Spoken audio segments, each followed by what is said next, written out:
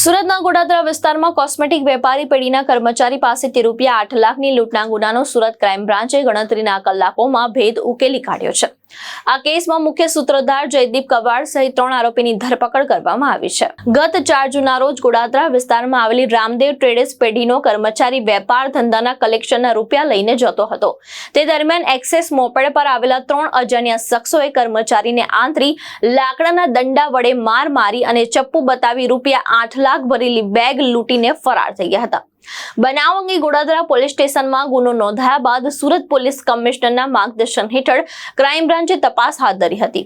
Crime બ્રાન્ચની ટીમોએ ઘટના સ્થળ અને આસપાસના સીસીટીવી ફૂટેજ, ટેકનિકલ સર્વેલન્સ અને હ્યુમન સોર્સિસના આધારે તપાસ કરીને ગણતરીના કલાકોમાં જ ગુનાનો ભેદ ઉકેલી મુખ્ય સૂત્રધાર જયદીપ કવાડ સહિત 3 આરોપીને ઝડપી પડ્યા છે।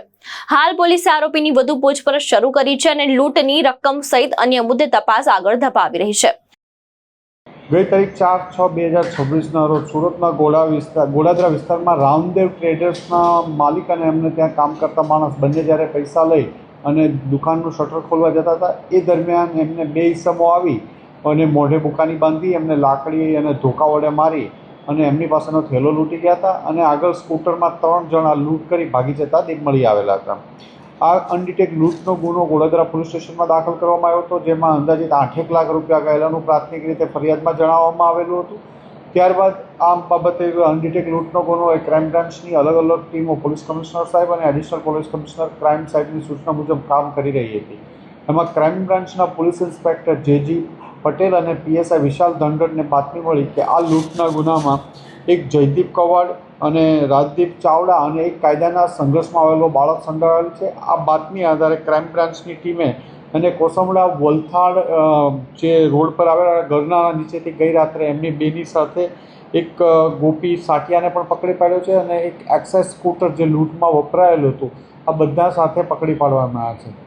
આ બનાવની હકીકત એવી હતી કે જયદીપ ચાવડા આ જે ટ્રેડર્સ છે રામદેવ ટ્રેડર્સ ત્યાં 2-3 મહિના પહેલાં નોકરી કરતો હતો, એને નોકરીમાંથી કાઢી મૂકવામાં આવેલો હતો એટલે એને એના ટાઈમિંગ્સ ખબર હતા। 2-3 દિવસ આ લોકોએ રેકી કરવામાં આવી હતી અને એ દિવસે મોઢે બુકાની બાંધી અને જયદીપ ચાવડા અને રાજદીપ ચાવડા જયદીપ કવાડ અને રાજદીપ ચાવડા બંને એક કાયદામાં સંઘર્ષના નાના બાળક સાથે ત્યાં લૂંટ ત્રણેય કરવા ગયેલા હતા અને આ લૂંટમાં જે એક્સેસ વપરાયેલું હતું એ એક ગોપી સાટિયા નામના ઈસમે આપ્યું હતું। એમને ખબર હતી કે આ લૂંટમાં વાપરવાનું છે અને એને પોતાનો લૂંટમાં ભાગ પણ નક્કી કર્યો હતો।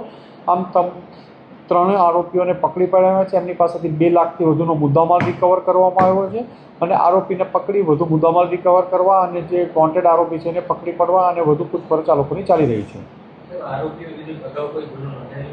અત્યાર સુધી પોલીસ તપાસ દરમિયાન નથી મળી આવ્યું પણ અમે એની વેરીફાઈ કરી રહ્યા છીએ। ભાવેશ ઉપાધ્યાય, દ્રષ્ટિકોણ ન્યૂઝ, સુરત।